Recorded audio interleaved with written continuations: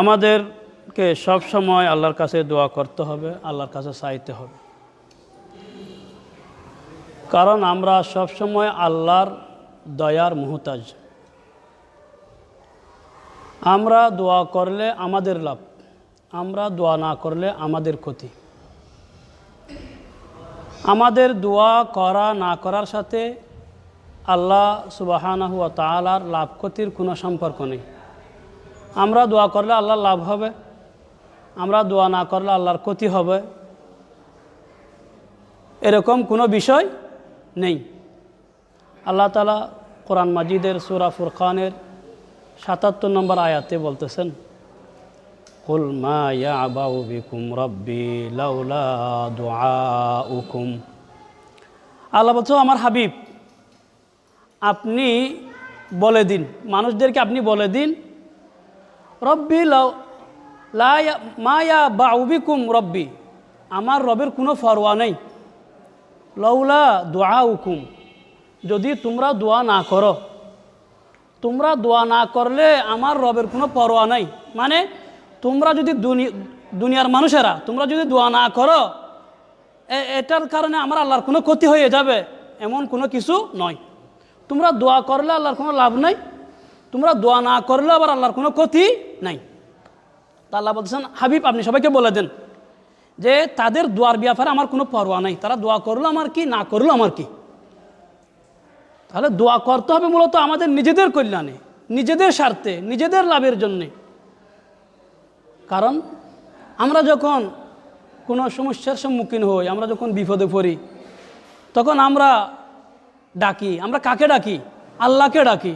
আমরা দোয়া করি, আমরা আল্লাহর কাছে দোয়া করি। আমরা যখন ডাকি, আমরা যখন দোয়া করি, তখন আমাদের দোয়া কবুল করলে ওয়ালা একমাত্র কে? আল্লাহ। আমাদেরকে বিপদ আপদ থেকে সত্যিকার অর্থে, প্রকৃত অর্থে রক্ষাকারী একমাত্র কে? আল্লাহ। দুনিয়ার যা কিছু আমরা দেখি এগুলো সব উসিলা, কিন্তু আসল রক্ষাকারী আল্লাহ সুবহানাহু ওয়া তাআলা, আসল উদ্ধারকারী আল্লাহ সুবহানাহু ওয়া তাআলা।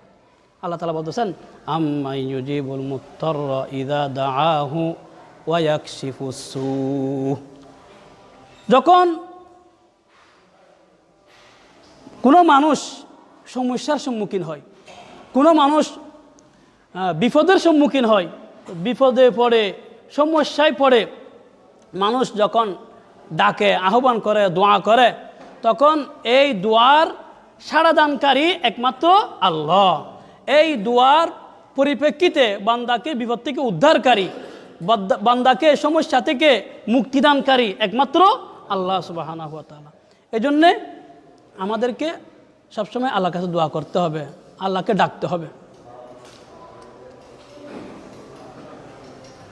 আল্লাহ সুবহানাহু ওয়া তাআলা হাদিসে কুদসির মধ্যে বলতেছেন, আনা ইনদা জন্নি আবিদি বি, আমি বান্দার সাথে ওইরূপ আচরণ করি বান্দা আমার সাথে যেরকম ধারণা করে।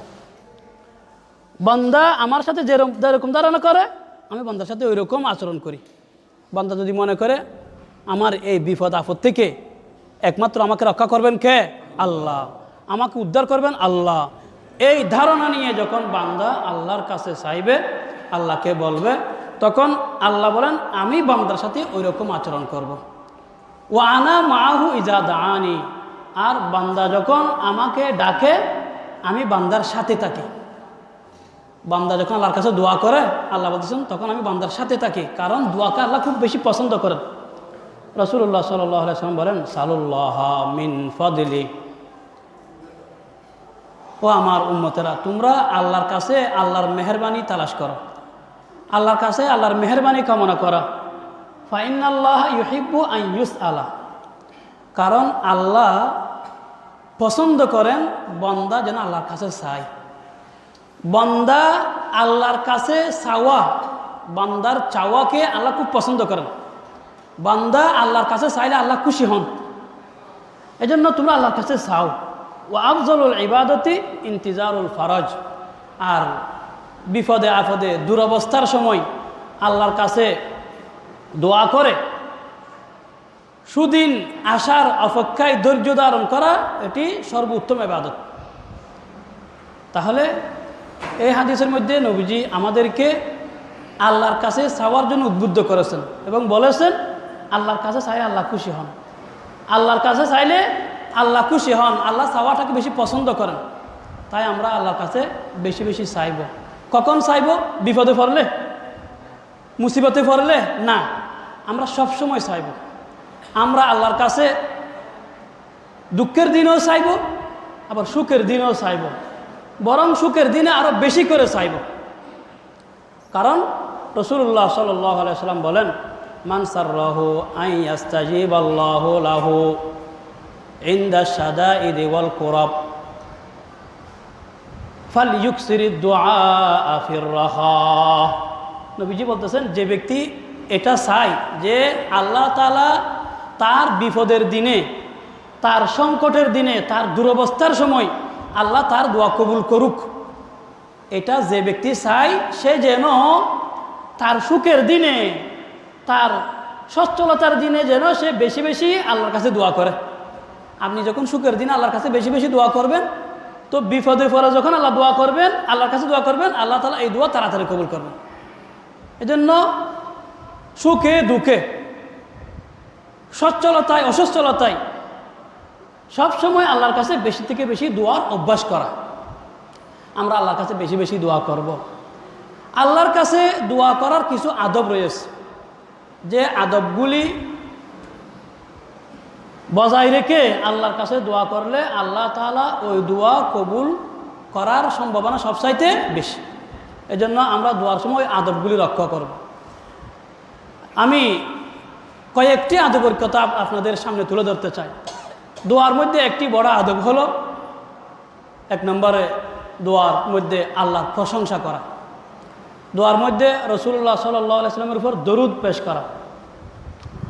নবীজি বসে আছেন, এক ব্যক্তি এসে নামাজ পড়লেন, নামাজ পড়ে আল্লাহর কাছে দোয়া করতেছেন, আল্লাহুম্মা গফিরলি ওয়ারহামনি, আল্লাহুম্মা গফিরলি ওয়ারহামনি, আল্লাহুম্মা গফিরলি, আল্লাহ আপনি আমাকে ক্ষমা করে দিন, ওয়ারহামনি, আল্লাহ আপনি আমাকে দয়া করুন।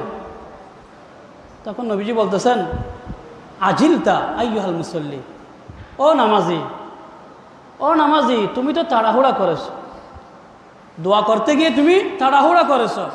এটা দোয়ার আদব না, তুমি হুট করে দোয়া করা শুরু করলে। বরং তুমি কিভাবে দোয়া করবে, নবীজি আদব শিখাচ্ছেন। ইজা সাল্লাইতা ফাকাআত্তা, যখন তুমি নামাজ পড়ে বসবে, ফাহমাদিল্লাহ, তখন তুমি আল্লাহর হামদ করবে, আল্লাহর প্রশংসা করবে। ওয়াসাল্লি আলাইয়া, এরপরে আমার উপর দরুদ পাঠ করবে। সুম্মা দুউহু, এরপরে তুমি দোয়া করবে। তাহলে নবীজি দোয়ার আদব শিখিয়ে দিচ্ছেন। কি করবে? প্রথমে আল্লাহর হামদ করবে, আল্লাহর প্রশংসা করবে, তারপর 2 নম্বরে তুমি আমার উপর দরুদ পাঠ করবে, তারপরে তুমি দোয়া করবে। তাহলে তোমার এই দোয়া আল্লাহ কি করবেন? কবুল করবেন। আরেক ব্যক্তি আসলেন, নামাজ পড়লেন, নামাজ পড়ে আল্লাহর হামদ, আল্লাহর প্রশংসা করলেন, নবীজির উপর দরুদ পাঠ করলেন। তখন নবীজি বলতেছেন, আইয়ুহাল মুসল্লি, ও নামাজি, উদউ, তুমি এখন দোয়া করো, তুজাব, তোমার এই দোয়া কবুল করা হবে। সুবহানাল্লাহ, তুমি এখন দোয়া করো, এখন দোয়া করলে দোয়া কবুল করা হবে। তুমি প্রথমে আল্লাহর কি করছো? আল্লাহর প্রশংসা করেছো, এরপর নবীজির উপর দরুদ পাঠ করেছো। এজন্য দেখবেন আমি যে কোনো সময় দোয়া করি, আমি কি করি? প্রথমে বলি আলহামদুলিল্লাহ রাব্বিল আলামিন, এরপরে কি বলি? ওয়াসসালাতু ওয়াসসালামু আলা আশরাফিল আম্বিয়া ওয়াল মুরসালিন নবিয়িনা মুহাম্মাদিন ওয়া আলিহি ওয়া আসহাবিহি ওয়ান নাস আজমাইন। খেয়াল করছেন? সবসময় আমি এটা পড়ি, সবসময় যে কোনো দোয়াতে আমি প্রথমে বলি আলহামদুলিল্লাহ রাব্বিল আলামিন। আলহামদুলিল্লাহ রাব্বিল আলামিন মানে কি? এটা আল্লাহর প্রশংসা। আলহামদু, সমস্ত প্রশংসা, লিল্লাহি, আল্লাহর জন্য, রব্বিল আলামিন, যিনি সমগ্র জগতের প্রতিপালক, এটি আল্লাহর প্রশংসা। এরপরে কি বলি? ওয়াসসালাতু ওয়াসসালামু আলা আশরাফিল আম্বিয়া, সালাত এবং সালাম নাজিল হোক আলা আশরাফিল আম্বিয়া ওয়াল মুরসালিন, সমস্ত নবী রাসূলের সরদারের উপর,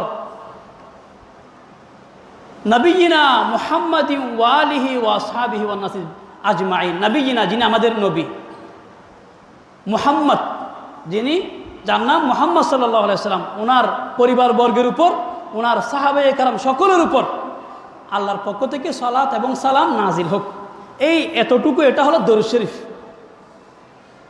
হযরত ওমর রাদিয়াল্লাহু তাআলা আনহু বলেন, ইন্না দুআ মাওকুফুন বাইনা সামাই ওয়াল আরদ। ইন্না দুআ, নিশ্চয় দুআ, মাওকুফুন, ঝুলে থাকে, বাইনা সামা ওয়াল আরদ, আসমান জমিনের মাঝে। দুআ আসমান জমিনের মাঝে ঝুলে থাকে।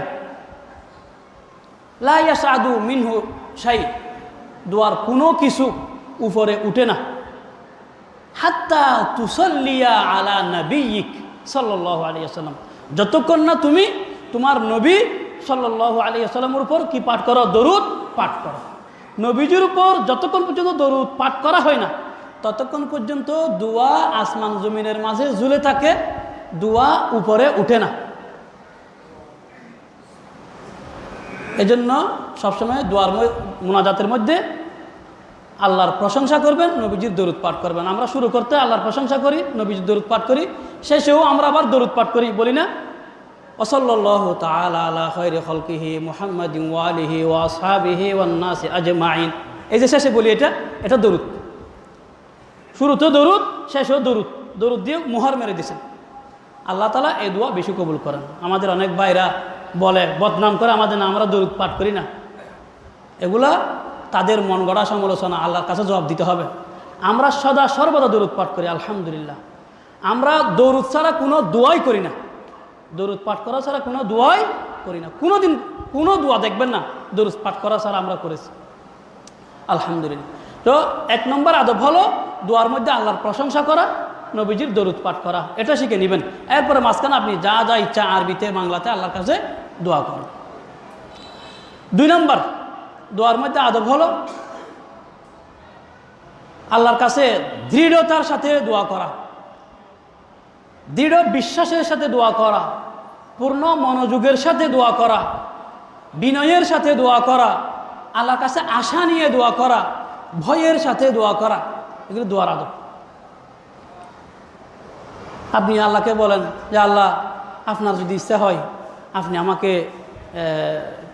আমার এই ব্যবসার মধ্যে আপনি আমাকে একটু কি করে দেন, লাভবান করে দেন।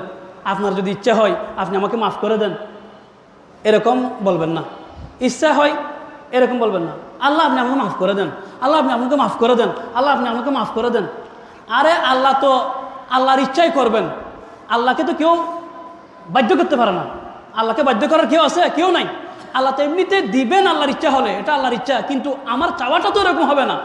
আমি বলবো, আল্লাহ আপনি আমাকে দেন, আপনি আমাকে ক্ষমা করে দেন, আল্লাহ আপনি আমাকে এটা দেন, আল্লাহ আপনি আমাকে এটা দেন, আমার এই ব্যবসার মধ্যে আপনি আমাকে লাভবান করেন। আল্লাহকে বলবেন, দৃঢ়তার সাথে বলবেন। রাসূলুল্লাহ সাল্লাল্লাহু আলাইহি ওয়াসাল্লাম বলেন, ইযা দাআ আহাদুকুম ফালইয়াযিমিল মাসআলা। নবীজি বলেন, তোমাদের কেউ যখন আল্লাহর কাছে দোয়া করবে, ফালইয়াযিমিল মাসআলা, সে দৃঢ়তার সাথে চাইবে, আল্লাহ আমাকে এটা দেন। ওয়ালা ইয়াকুলান্না, এরকম বলবে না, আল্লাহুম্মা, ও আল্লাহ, ইনশিতা, যদি আপনি চান, ফাতিনি, আমাকে এটা দান করেন, আপনি চাইলে আমাকে এটা দান করেন। না না, আপনি এরকম বলবেন না। আল্লাহ তো দিবেন আপনার আল্লাহর ইচ্ছা হলে, কিন্তু আপনার চাওয়াটা হতে হবে দৃঢ়তার সাথে, আল্লাহ আপনাকে দেন, আল্লাহ আপনি ক্ষমা করে দেন, আল্লাহ আপনি আমার গুনাহ মাফ করে দেন। কারণ আল্লাহ ছাড়া তো আমাদের আর কোনো উপায় নেই। আল্লাহ আপনি মাফ না করলে আমাদের আর কোনো উপায় নেই। আপনার কাছ থেকেই তো আমাদের একমাত্র চাওয়া পাওয়া, আপনি আমাদের মাফ করে দেন, আপনি আমাকে এটা দেন, আপনি আমাকে এটা দেন। আল্লাহর কাছে দৃঢ়তার সাথে চাইবেন। এরপরে আল্লাহর কাছে দৃঢ় বিশ্বাসের সাথে চাইবেন, যে আমি যখন চাইব মনে করবো যে আল্লাহ আমাকে এটা অবশ্যই দিবেন, আল্লাহ আমাকে এটা অবশ্যই দিবেন। অনেকে বলে, আমি গুনাহগার মানুষ, আল্লাহ আমাকে দেন কি দেন না, আল্লাহ আমার দোয়া কবুল করবেন কি করেন না। দুনিয়ার মধ্যে গুনাহ ছাড়া মানুষ কোনটা? আল্লাহ রসুল বলছেন, কুল্লু বনি আদম খাত্তাউন, প্রত্যেক মানুষ তো গুনাহগার, প্রত্যেক বনি আদম গুনাহগার। ওয়া খায়রুল খাত্তাইন আত-তাওয়াবুন, আর গুনাহগারদের মধ্যে সবচাইতে উত্তম হলো ওই সমস্ত মানুষ যারা আল্লাহর কাছে তওবা করে। তো সবাই গুনাহগার, আমরা গুনাহগার হইলেও আমরা বান্দাকার আল্লাহর, আমরা চাইবো কার কাছে? আল্লাহর কাছে। আমি গুনাহগার হইতে পারি, কিন্তু আমি তো আল্লাহর দোষারি নেই। আমি আল্লাহর কাছে না আছে কার কাছে চাইবো? আমাকে আল্লাহ না দিলে আর খেয়ে দিবে। সুতরাং এটা ভাববেন না যে আমি গুনাহগার মানুষ, আল্লাহ আমাকে দিবেন না, এরকম না। বরং আল্লাহর কাছে বিশ্বাস নিয়ে চাইবেন যে আল্লাহ আমাকে দিবেন, কারণ উনি ছাড়া তো আমাদেরকে দেওয়ার আর কেউ নাই। নবীজি বলতেছেন, উদুল্লাহ, আল্লাহর কাছে দোয়া করো, ওয়া আনতুম মুকিনুনা বিল ইজাবা, এমনভাবে দোয়া করবে যে তুমি আল্লাহর কাছে ওই দোয়া কবুলের ব্যাপারে দৃঢ় বিশ্বাসী। আল্লাহ যে দোয়া কবুল করবেন এই ব্যাপারে দৃঢ় বিশ্বাস নিয়ে কি করবে, আল্লাহর কাছে দোয়া করবে। এরপরে নবীজি বলতেছেন ওয়ালামু, তোমরা জেনে রাখো, আন্নাল্লাহ লা ইস্তাজিবু দুআআন মিন কলবিন গাফিলিন লাহিন। তোমরা জেনে রাখো আল্লাহ তাআলা গাফেল, অমনোযোগী, আস্থাহীন হৃদয়ের দোয়া আল্লাহ কবুল করেন না। অমনোযোগী হৃদয়ের দোয়া, আস্থাহীন হৃদয়ের দোয়া আল্লাহ কবুল করেন না। এখন একটু চিন্তা করে দেখেন তো, আমরা কতটুকু মনোযোগ নিয়ে দোয়া করি? বেশিরভাগ ক্ষেত্রে আমাদের দোয়ার অবস্থা হয় আনুষ্ঠানিক, অভ্যাস হয়ে গেছে।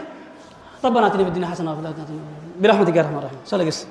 আমি কি দোয়া করতেছি, দোয়ার মধ্যে কোনো মনোযোগ নাই, কোনো টেনশন নাই, কোনো আমি কি করতেছি না করতেছি কোনো আমার মধ্যে কি নাই, কোনো হিস নাই, অনুভূতি নাই। আর ইসলামী দোয়া তো আরও মারাত্মক। যখন ইসলামী দোয়া হয়, বাস এদিকে হুজুর দোয়া করতেছে, সবাই কে কি করতেছে না করতেছে, ওইটা তাকাচ্ছে ওইটা তাকাচ্ছে, এটার সাথে এটা কথা বলতেছে। আর দোয়ার শেষে বিরহমাতিকা ইয়া আরহামার, দোয়া যখন শেষ হয়ে যায় বিরহমাতিকা ইয়া আরহামার। এই দোয়ার কোনো মূল্য নাই, এই দোয়ার কোনো মূল্য নাই।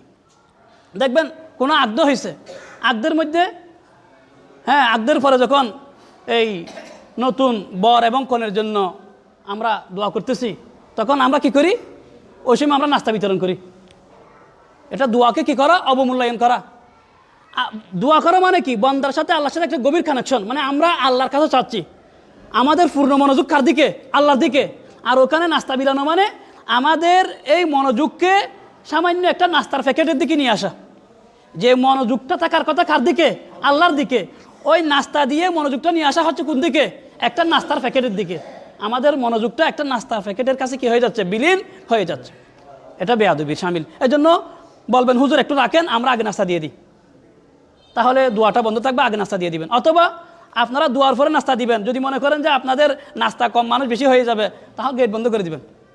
তারপরেও দোয়ার সময়, মাহফিলের সময় এই দোয়া চলাকালীন নাস্তা দেওয়ার এই প্রথা বন্ধ করা চাই। দোয়া চলাকালীন নাস্তা দেওয়ার এই প্রথা বন্ধ করে দেওয়া চাই। কারণ এটার দ্বারা হয় কি, বান্দা আল্লাহর সাথে আল্লাহর কাছে চাচ্ছে, আর আপনারা এখানে পূর্ণ মনোযোগটাকে কি করে দিচ্ছেন, নষ্ট করে দিচ্ছেন। এটা আল্লাহর সাথে বেয়াদবির শামিল। আল্লাহ মাফ করুন আমাদেরকে। তো আল্লাহ নবীজি বলতেছেন যে আল্লাহ তাআলা অমনোযোগী অন্তরে দোয়া কবুল করেন না। শুধু আনুষ্ঠানিকতার জন্য দোয়া করলাম, ফেসবুকে দেওয়ার জন্য, যে আমরা এই একটা দোয়ার অনুষ্ঠান করেছি, সবাই এরকম করে হাত তুলে বসে আছে, এদিকে এদিকে তাকাচ্ছে, এই দোয়ার কোনো মূল্য নাই। যখনই আমরা দোয়া করব আল্লাহর কাছে পূর্ণ মনোযোগের সাথে, মহব্বতের সাথে, ধ্যানের সাথে আমরা দোয়া করব। কারণ যখনই দোয়া করি, যার জন্য দোয়া করি, যে বিষয়ে দোয়া করি, আমাদের লস নাই, প্রত্যেক দোয়াতে আমাদের লাভ আছে।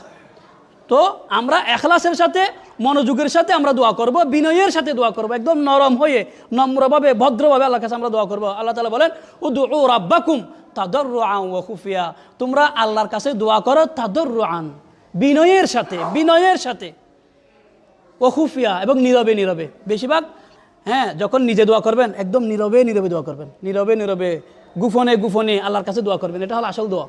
উদউ রাব্বাকুম খাউফান ওয়া তামাআ, তোমরা আল্লাহর কাছে দোয়া করো খাউফান, ভয়ের সাথে, ভয়ের সাথে, ওয়া তামাআ, এবং আশার সাথে, আশা নিয়ে, ভয় নিয়ে তোমরা আল্লাহর কাছে দোয়া করো। 3 নম্বর দোয়ার একটি আদব হলো বারবার দোয়া করা, বারবার দোয়া করা, বারবার দোয়া করা। এখানে একটা হলো যখনই দোয়া করতেছেন তখন একটা কথাকে বারবার বলা। নবীজি আল্লাহর কাছে একটা কথা বারবার বলতেন, অনেক সময় একটা কথা বারবার বলতেন, আল্লাহ আমাদের গুনাহ মাফ করে দেন, আল্লাহ আমাদের গুনাহ মাফ করে দেন, আল্লাহ আমাদের গুনাহ মাফ করে দেন, আল্লাহ আমাদের গুনাহ মাফ করে দেন। একটা কথাকে বারবার বলা, একটা কথাকে বারবার বলা, এটা একটা বারবার। আর একটা হলো দোয়া কয়েকবার করে দোয়া ছেড়ে না দেওয়া, বরং আল্লাহর কাছে সবসময় দোয়া করতে থাকা, সবসময় দোয়া করতে থাকা, সবসময় দোয়া করতে থাকা। রাসূলুল্লাহ সাল্লাল্লাহু আলাইহি ওয়াসাল্লাম বলেন লা ইয়াজালু ইউস্তাজাবু লিল আবদি মা লাম ইয়াদউ বি ইসমিন আও কতিয়াতি রাহিমিন মা লাম ইস্তাজিল। নবী বলতেছেন আল্লাহ তাআলা বান্দার দোয়া কবুল করেন, বান্দার দোয়া কবুল করেন যদি দোয়ার মধ্যে কোনো গুনাহের দোয়া না থাকে, যদি দোয়ার মধ্যে আত্মীয়তা ছিন্নের বিষয়ে কোনো দোয়া না থাকে, তাহলে আল্লাহ দোয়া কবুল করেন। মা লাম ইস্তাজিল, যদি বান্দা ইস্তেজাল না করে, বান্দা ইস্তেজাল না করে। কিলা ইয়া রাসূলুল্লাহ মাল ইস্তেজাল, তখন রাসূলুল্লাহ সাল্লাল্লাহু আলাইহি ওয়াসাল্লামের কাছে আরজ করলেন, ইয়া রাসূলুল্লাহ, ইস্তিজাল মানে কি? তখন নবীজি বলতেছেন, ইয়াকুলু কদ দাউতু ওয়া কদ দাউতু। বান্দা বলে যে আমি অমুক দোয়া করেছি, অমুক দোয়া করেছি, অমুক সময় দোয়া করেছি, অমুক সময় দোয়া করেছি, ফালাম আরা ইয়াস্তাজিবুলি। তো আমি তো আমার দোয়াগুলি যে আল্লাহর কাছে কবুল হচ্ছে এটার কোনো আলামত দেখতে পাইনি। ফায়াস্তাহসিরু ইনদা যালিক। তখন বান্দা ক্লান্ত হয়ে যায়, হতাশ হয়ে যায়, নিরাশ হয়ে যায়। ওয়াদাউদ দোয়া, দোয়া করা ছেড়ে দেয়। কয়েকবার দোয়া করে দোয়ার যখন কোনো ফল দুনিয়াতে দেখেন না, তখন বান্দা কি করে? হতাশ হয়ে দোয়া করা ছেড়ে দেয়। তখন আল্লাহ বান্দার দোয়া কবুল করেন না। কারণ দোয়ার কবুলের মানে কি? শুধু আপনি দুনিয়াতে দেখা এটা? গত জুমা বলছি না, দোয়া কবুলের অর্থ শুধু আপনি যেটা চেয়েছেন ওইটা পেয়ে যাবেন, এটা তো না। দোয়া কবুলের কয়টা অর্থ আছে? 3টা। হয়তো যেটা চেয়েছেন ওটা দিবেন, অথবা আল্লাহ তাআলা এটার বিনিময় আখিরাতে দিবেন, অথবা আল্লাহ তাআলা এই দোয়ার পরিবর্তে আপনাকে কোনো বিপদ থেকে রক্ষা করবেন। লস তো নাই। এই জন্য আপনি একথা বলবেন না যে আল্লাহ আমার দোয়া কবুল করেননি, আল্লাহ আমার দোয়া কবুল করেননি। এই কথা বলে আপনি মন ফেরাশান করে দোয়া করা ছেড়ে দিবেন না, তাহলে আল্লাহ আপনার দোয়া আর কবুলই করবেন না। এই জন্য বারবার দোয়া করতে থাকবো, বারবার দোয়া করতে থাকবো, দোয়া করতে থাকবো। যে কোনো সময় দোয়া করে আল্লাহ তাআলা দোয়া কবুল করেন। তবে বিশেষ বিশেষ কিছু সময় আছে যেগুলির ব্যাপারে হাদিসে দোয়া কবুল হওয়ার ব্যাপারে বিশেষভাবে সুসংবাদ দেওয়া হয়েছে। যেমন একটি সময় হলো গভীর রাতের দোয়া। গভীর রাতে যদি আপনি আল্লাহর কাছে দোয়া করেন, আল্লাহ তাআলা বিশেষভাবে এই দোয়া কবুল করেন। আপনি গভীর রাতে উঠে তাহাজ্জুদ করেন, অথবা এটার হিম্মত না হলে আপনি যখন রাতে ঘুম ভেঙে যায়, যখন ঘুম ভেঙে যায়, ঘুম আসার আগ পর্যন্ত আল্লাহর কাছে দোয়া করতে থাকেন। বিছানায় শুয়ে শুয়ে দোয়া করতে থাকেন, কোনো সমস্যা নেই। বিছানায় শুয়ে শুয়ে কিছুক্ষণ জিকির করেন, কিছুক্ষণ দোয়া করেন, কোনো সমস্যা নেই। আপনি চেষ্টা করেন উঠে 2 রাকাত নামাজ আল্লাহর কাছে দোয়া করেন। মোট কথা গভীর রাতে দোয়া করলে আল্লাহ তাআলা দোয়া কবুল করেন। রাসূলুল্লাহ সাল্লাল্লাহু আলাইহি ওয়াসাল্লাম বলেন, ইয়ানজিলু রব্বুনা তাবারাকা ওয়া তাআলা কুল্লা লাইলাতিন ইলা সামাইদ দুনিয়া। প্রত্যেক রাতে আল্লাহ তাআলা প্রথম আসমানে অবতরণ করেন। হিনা ইয়াবকু সুলুসুল লাইলিল আখির, যখন রাতের 1/3 বাকি থাকে, এসে ইয়াকুল আল্লাহ বলতে থাকেন, মাইয়াদউনি ফাআস্তাজিব লা। কে আসো আমাকে ডাকবে, আমার কাছে দোয়া করবে, আমি তার ডাকে সাড়া দেব, আমি তার দোয়া কবুল করব। মাইয়াসআলুনি ফাউতিয়া। কে আসো আমার কাছে চাইবে, আমি তার চাওয়া কবুল করব, আমি তাকে দান করব।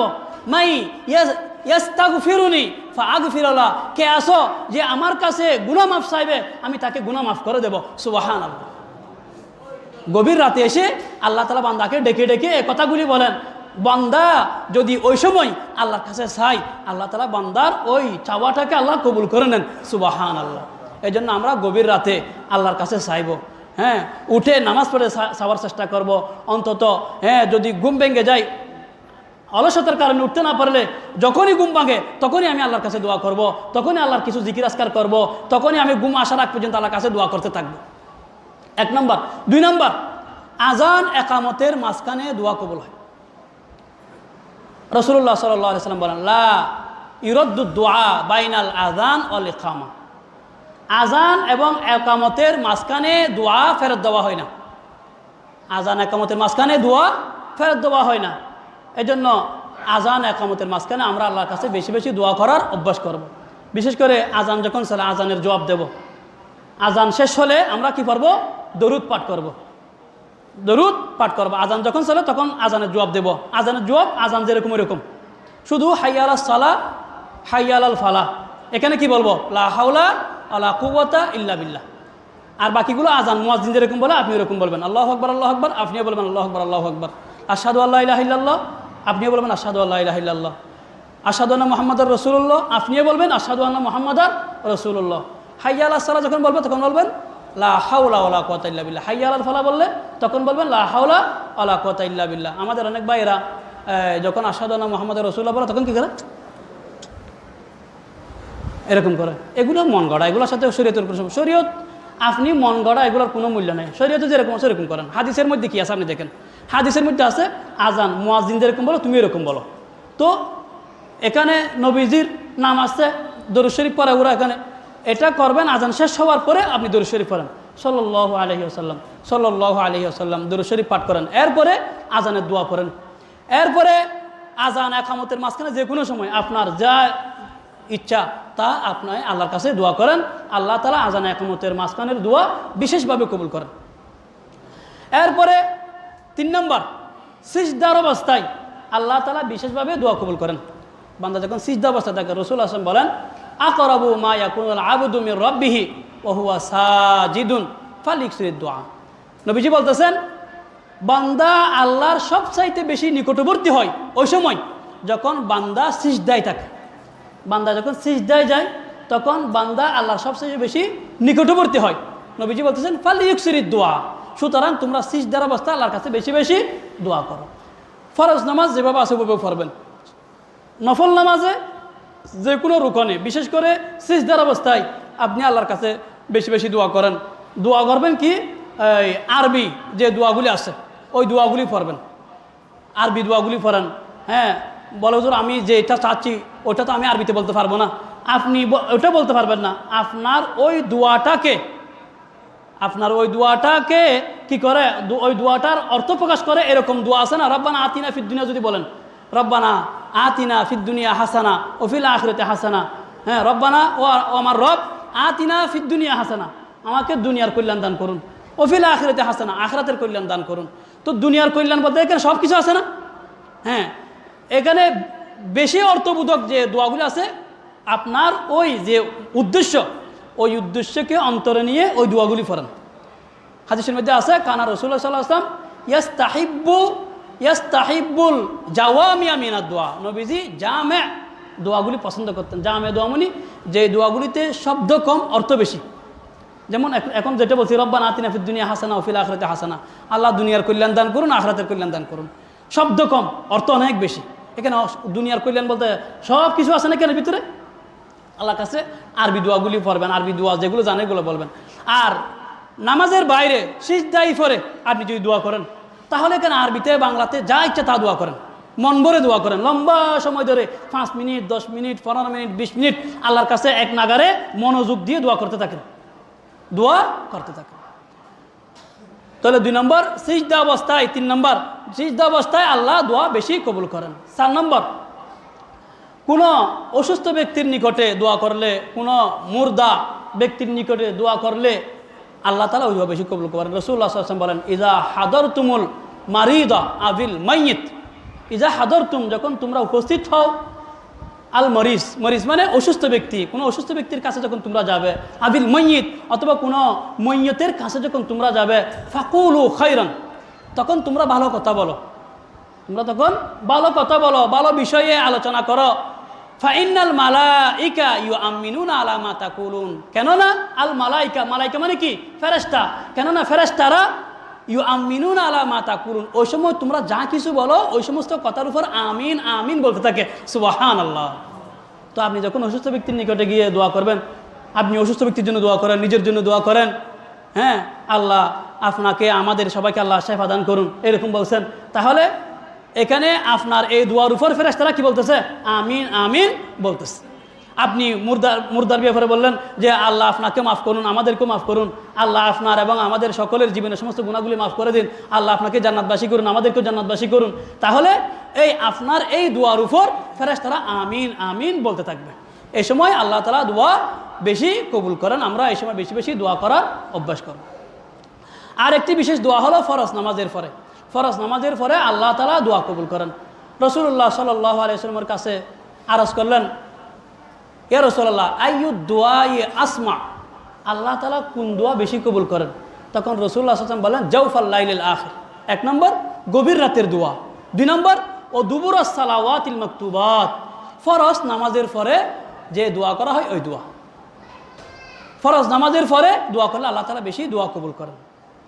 এখন এখানে একটা বিষয় আলাপ করি, দোয়া যে অনেক বড় ইবাদত, এতে তো আমাদের আর কোনো সন্দেহ নেই। গত জুমায় এই ব্যাপারে লম্বা আলোচনা করেছি, আজকেও আলোচনা করেছি। দোয়া এটি অনেক বড় ইবাদত, কোনো সন্দেহ নেই।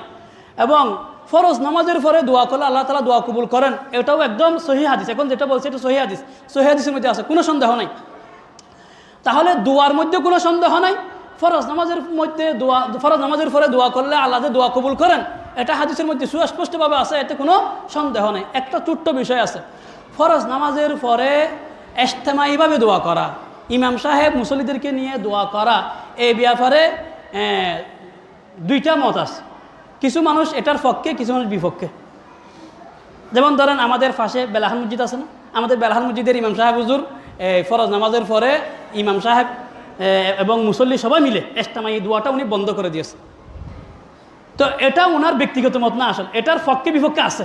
আমাদের মুফতি ফয়জুল্লাহ রহমতুল্লাহ আলাই, মুফতি ফয়জুল্লাহ রহমতুল্লাহ আলাই মুফতি আজম তিনি, তো ওনার মত ছিল উনি ফরজ নামাজের পরে ইজতেমাইভাবে সংঘবদ্ধভাবে দোয়া উনি পছন্দ করতেন না।